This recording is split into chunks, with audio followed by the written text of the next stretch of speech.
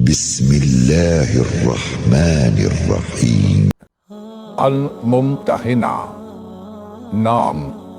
اس سورہ کی آیت نمبر 10 میں حکم دیا گیا ہے کہ جو عورتیں ہجرت کر کے آئیں اور مسلمان ہونے کا دعویٰ کریں ان کا امتحان لیا جائے۔ اسی مناسبت سے اس کا نام الممتحنہ رکھا گیا ہے۔ اس کا تلفظ ممتحنہ بھی کیا جاتا ہے اور ممتحنہ بھی۔ پہلے تلفظ کے لحاظ سے معنی ہے وہ عورت جس کا امتحان لیا جائے، اور دوسرے تلفظ کے لحاظ سے معنی ہے امتحان لینے والی صورت۔ زمانہ نزول۔ اس میں دو ایسے معاملات پر کلام فرمایا گیا ہے جن کا زمانہ تاریخی طور پر معلوم ہے۔ پہلا معاملہ حضرت حاطب بن ابی بلتعہ کا ہے، جنہوں نے فتح مکہ سے کچھ مدت پہلے ایک خفیہ خط کے ذریعے سے قریش کے سرداروں کو رسول اللہ صلی اللہ علیہ وسلم کے اس ارادے کی اطلاع بھیجی تھی کہ آپ ان پر حملہ کرنے والے ہیں۔ اور دوسرا معاملہ ان مسلمان عورتوں کا ہے جو صلح حدیبیہ کے بعد مکے سے ہجرت کر کے مدینہ آنے لگی تھی، اور ان کے بارے میں یہ سوال پیدا ہو گیا تھا کہ شرائط صلح کی روح سے مسلمان مردوں کی طرح کیا ان عورتوں کو بھی کفار کے حوالے کر دیا جائے۔ ان دو معاملات کے ذکر سے یہ بات قطعی طور پر متعین ہو جاتی ہے کہ یہ سورہ صلح حدیبیہ اور فتح مکہ کے درمیانی دور میں نازل ہوئی ہے۔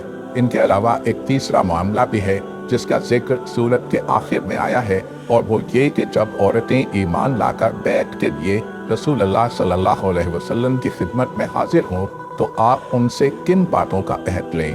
اس حصے کے متعلق بھی قیاس یہی ہے کہ یہ بھی فتح مکہ سے کچھ پہلے نازل ہوا ہے، کیونکہ فتح مکہ کے بعد قریش کے مردوں کی طرح ان کی عورتیں بھی بہت بڑی تعداد میں بیک وقت داخل اسلام ہونے والی تھی، اور اسی موقع پر یہ ضرورت پیش آنی تھی کہ اجتماعی طور پر ان سے عہد لیا جائے۔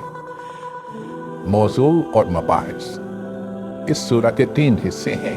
پہلا حصہ آغاز سورہ سے آیت 9 تک چلتا ہے، اور سورت کے خاتمے پر آیت 13 بھی اسی سے تعلق رکھتی ہے۔ اس میں حضرت حاطب بن ابی بلتعہ کے اس فعل پر سخت گرفت کی گئی ہے کہ انہوں نے محض اپنے اہل و عیال کو بچانے کی خاطر رسول اللہ صلی اللہ علیہ وسلم کے ایک نہایت اہم جنگی راز سے دشمنوں کو خبردار کرنے کی کوشش کی تھی، جسے اگر بر وقت ناکام نہ کر دیا گیا ہوتا تو فتح مکہ کے موقع پر بڑا پشت و خون ہوتا، مسلمانوں کی بھی بہت سی قیمتی جانیں ضائع ہوتی، قریش کے بھی بہت سے وہ لوگ مارے جاتے جو بعد میں اسلام کی عظیم خدمات انجام دینے والے تھے، وہ تمام فوائد بھی ضائع ہو جاتے جو مکہ کو پرامن طریقے سے فتح کرنے کی صورت میں حاصل ہو سکتے تھے، اور اتنے عظیم نقصانات صرف اس وجہ سے ہوتے کہ مسلمانوں میں سے ایک شخص اپنے بال بچوں کو جنگ کے خطرات سے محفوظ رکھنا چاہتا تھا۔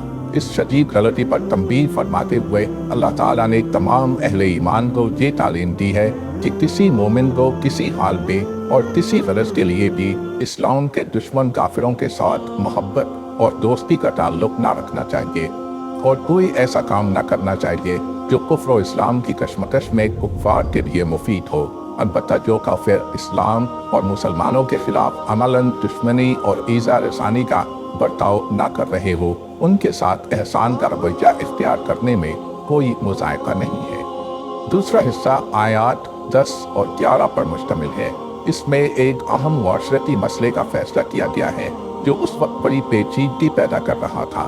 مکے میں بہت سی مسلمان عورتیں ایسی تھیں جن کے شوہر کافر تھے، اور وہ کسی نہ کسی طرح ہجرت کر کے مدینہ پہنچ جاتی تھی۔ اسی طرح مدینے میں بہت سے مسلمان مرد ایسے تھے جن کی بیویاں کافر تھیں اور وہ مکے ہی میں رہ گئی تھی۔ ان کے بارے میں یہ سوال پیدا ہوتا تھا کہ ان لوگوں کے درمیان رشتہ ازدواج باقی ہے یا نہیں۔ اللہ تعالیٰ نے اس کا ہمیشہ کے لیے یہ فیصلہ فرما دیا کہ مسلمان عورت کے لیے کافر شوہر حلال نہیں ہے، اور مسلمان مرد کے لیے بھی یہ جائز نہیں کہ وہ مشرک بیوی کو اپنے نکاح میں رکھے۔ یہ فیصلہ بڑے اہم قانونی نتائج رکھتا ہے جن کی تفصیل ہم آگے اپنے حواشی میں بیان کریں گے۔ تیسرا حصہ آیت 12 پر مشتمل ہے، جس میں رسول اللہ صلی اللہ علیہ وسلم کو ہدایت فرمائی گئی ہے کہ جو عورتیں اسلام قبول کریں ان سے آپ ان بڑی بڑی برائیوں سے بچنے کا عہد لیں جو جاہلیت عرب کے معاشرے میں عورتوں کے اندر پھیلی ہوئی تھی، اور اس بات کا اقرار کرائیں کہ آئندہ وہ بھلائی کے ان تمام طریقوں کی پیروی کریں گی جن کا حکم اللہ کے رسول کی طرف سے ان کو دیا جائے۔